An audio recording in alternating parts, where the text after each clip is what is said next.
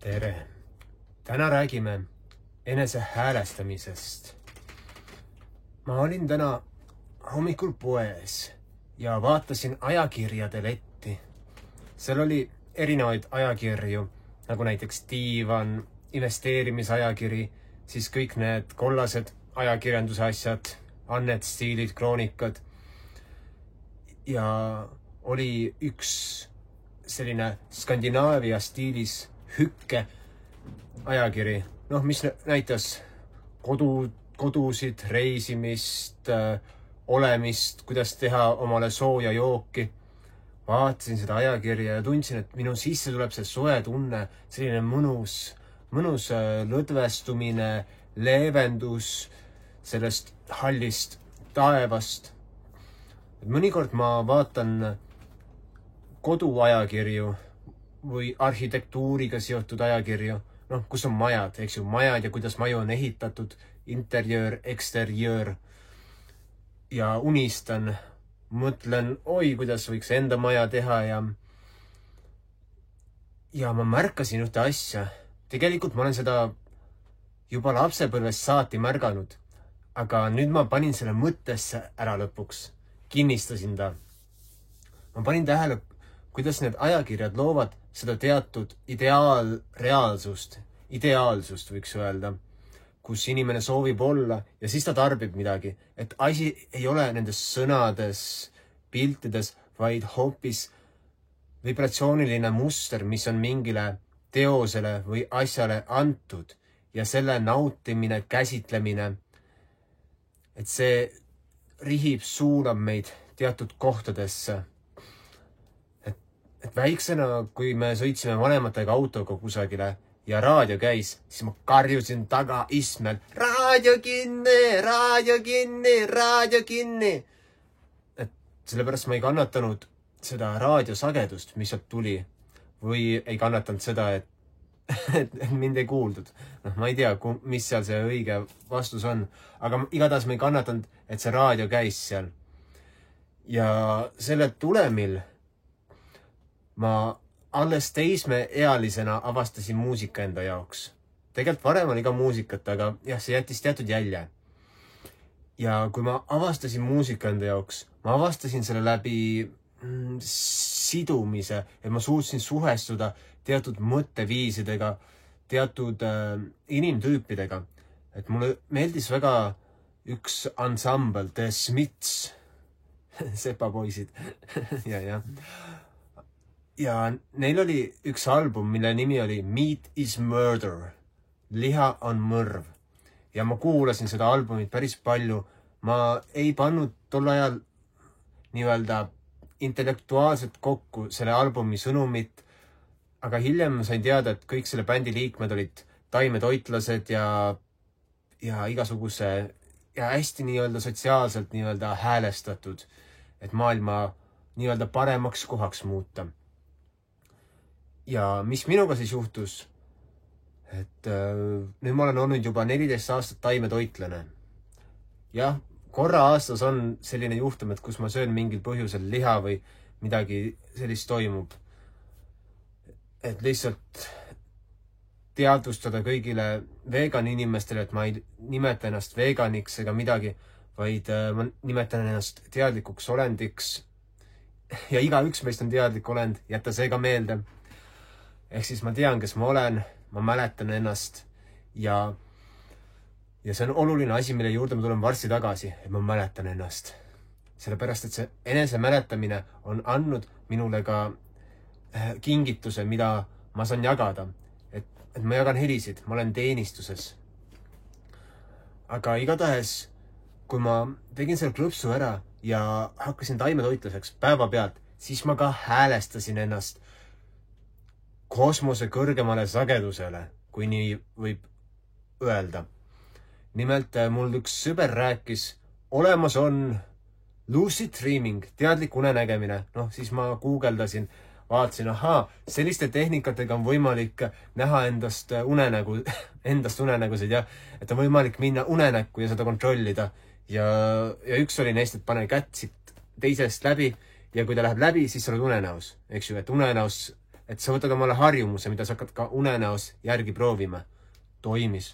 Avastasin ma olen unenäos, ma saan siin kõike teha. Aga tihti ma olin nii elevil, et ärkasin kohe üles. Ja siis teine meetod oli see, et lähed nagu otse nagu unne, nagu voodis. Ja siis ma olingi, et ma ei liiguta, ma ei mõelnud. Ja ühtäkki lendasin nagu oma teadusega universumi keskpunkti ja kogesin seal midagi. Ja ärkasin üles ja aastaid hiljem panin tähele, et sellel päeval, samal päeval ma hakkasin taimetoitlaseks ja ma ei osanud seda seletada, ma ei teadnud miks. Aga ma teadsin, et mingi programm oli juba varasemalt minu sees niimoodi kedranud, et ma olin saanud seda teadmist, et seda muusikat kuulates ja ma ei pannud mitte kunagi nii-öelda intellektuaalselt kokku seda pilti, mida see muusika minu sisse emiteeris. Nii nagu käivad mingisugused suured artistid, väljendavad mingid sõnumid oma muusikaga, 100 000 inimesed lähevad kuulama. Nad lähevad teatud sagedusvibratsiooni tarbima. Et kui sa tuled ka minu helirännakule, et mul on tulemas neid mõned nüüd, oleneb, millal sa vaatad seda ja või tuled hoopis minu häälestusele, et kus ma häälestan sind läbi ülemhelide, läbi helikausside, läbi kongi, oleneb, mis vaja on, eks ju. Igatahes helihäälestusseansile, siis ma aitan ka sul häälestuda oma kõrgsageduslikule olemusele, oma päris minale, oma hinge puhtusele. Aga jah, igatahes nende häälestustega, siis ma hakkasin tajuma ja märkama, et kogu maailm on üks tervikpilt, mis on sageduste vaheline või sagedustega pulbitsev ükskõiksus, teadvus. Ja loomulikult seda avardumist on kaasa aidanud erinevad psühhedeelsed kogemused, et on saadud kunagi minevikus teha neid võluseeni ja asju, ise korjatud neid ja et ma ei ütle sulle, et neid on õige teha või et sa võiksid neid teha või et sa peaksid. Ma pigem ütlen sulle, et avarda oma teadust läbi muude võimaluste, nagu näiteks läbi helide. Et ma ei tarbi mingeid aineid, ma ei tarbi alkoholi, mitte midagi sellist, sellepärast, et mul on minu enda teadus ja mul on selle jaoks helid, mis avardavad minu teadust, minu teadmist, minu olemist ja aitavad mul häälestuda, võiks öelda kosmoseteadusele ja samas ka maa päris reaalsusele, et siin maa peal elades oleks kõik nii-öelda reaalne. Ja sellepärast ma teen ka siin kasvuhoones videosid. Osad inimesed teevad siseruumides omal videosid või tööd. Ma ei suuda, et ma vahest küll teen, et vahest ma teen siseruumides mingid töötubasid asju, kui on tehniliselt vaja.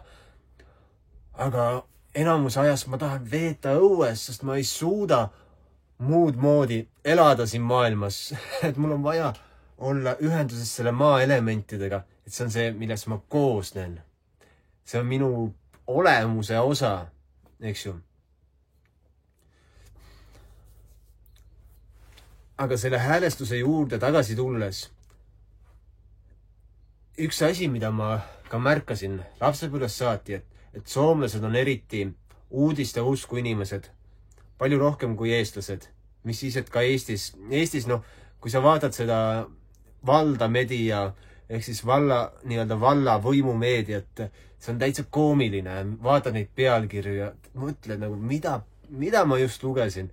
Et päriselt, et kas see on ikka nagu, kas nad ise ka usuvad seda, mis nad kirjutavad? Mitte alati, aga väga tihti.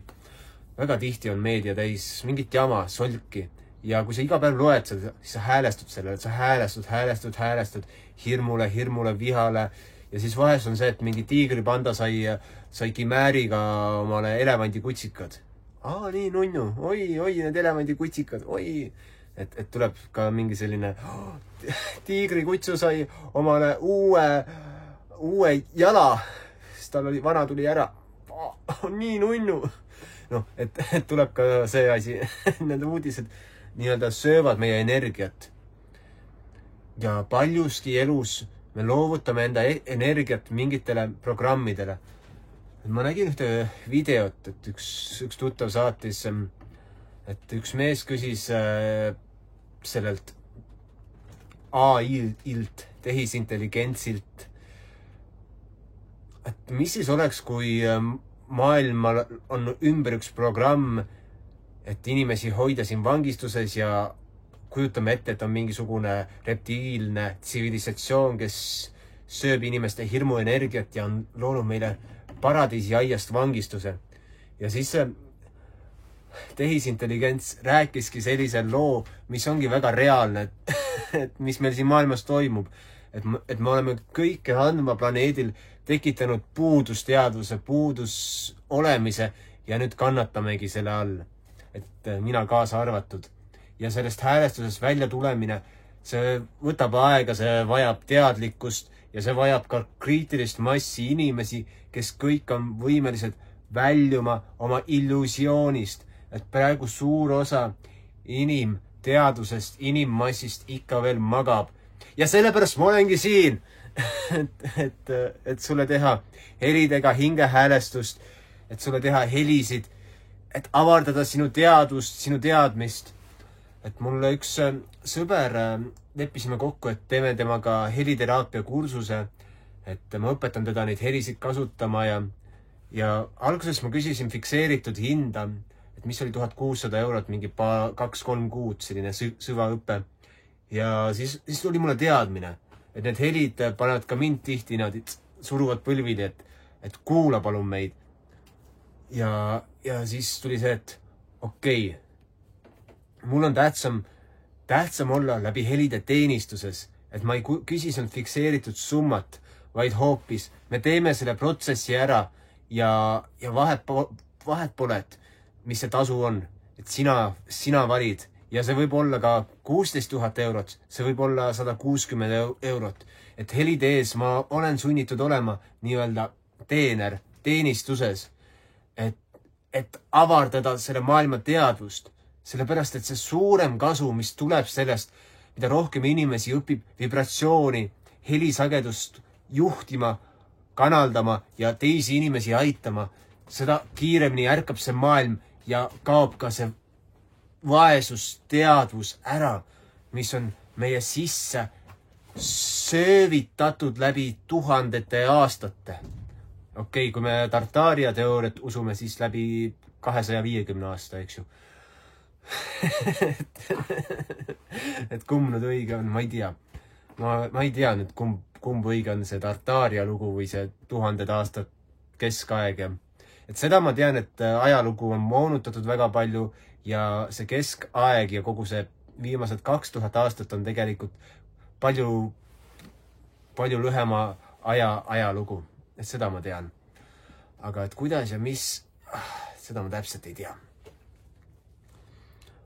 Aga nii, sagedused ja sageduste vahel nii-öelda roomates rebides, et just täna ma käin enda sees ka läbi huvitavaid protsesse. Et ma annan vabaks, ma tegin selle künealkeemia kooli ja siis ma saan aru, et see pole minu töö õpetada sulle, et kuidas paremini esineda, tulla esinemishirmust üle. Et kui sul on sõnum, siis see sõnum sunnib sind seda edasi kandma, seda välja andma. Et minu töö on õpetada sind sagedusi tundma, looma läbi sageduste puhtust siia maailma. Ja minu töö, kui ma tahan sulle midagi rääkida, õpetada, siis on õpetada heli ja samas neid kõiki väga ulmelisi teooriaid ja asju, mida ma tean, mida ma olen ise uurinud. Ja läbi selle me leiame praktilisi väljundeid neile. Et ma olen täiskohaga praktik, et ma siit võtan oma sõbra, see on antenn. Et ta ei ole just kõige glamuursem antenn, eks ju. See on vähelt ilus asi siin. See on elektromagnetiline antenn, mis tõmbab alla kosmilist kiirgust taimedele. Vot. Järgmine sagedus tööriist. Ja ma tean veel päris ägedaid tööriistasid, mida ma tahaks ise ka tellida. Et need aitavad taimedel kasvada hiid suureks. Ja ühe selle seadmega me saame hakata ka ilmastikku kontrollima. Mitte sellisel moel, et nüüd tekitame mingi tornaado või midagi, vaid maa päris ilmastik, eks ju. Räägime korra sellest, et ma toon sulle näite, et see on see minu teoreetiline teadmine, mida ma tahan praktikasse panna. Et kuldajastul ei olnud seda, et oleks mingi kuradi pilves ilm lihtsalt, eks ju.